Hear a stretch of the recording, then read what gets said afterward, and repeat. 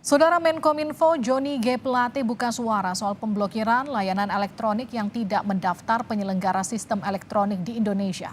Menkominfo menyatakan sejumlah penyedia layanan sistem elektronik telah dinormalisasi secara terbatas seperti PayPal dan Steam.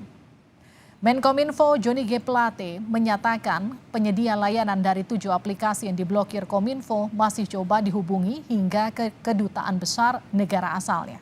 Kemenkominfo meminta penyedia layanan tersebut segera mendaftar PSE jika ingin melepas blokir.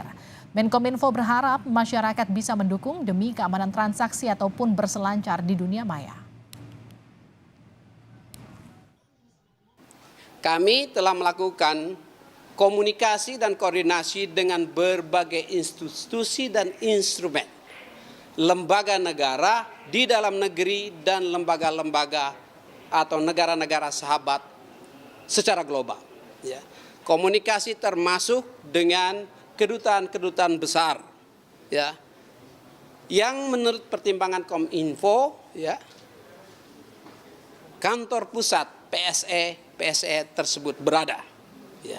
Sehingga hingga saat ini normalisasi kegiatan PSE PayPal, ya, dan beberapa PSE Game telah dibuka dengan catatan bahwa harus segera memenuhi syarat-syarat pendaftaran PSE.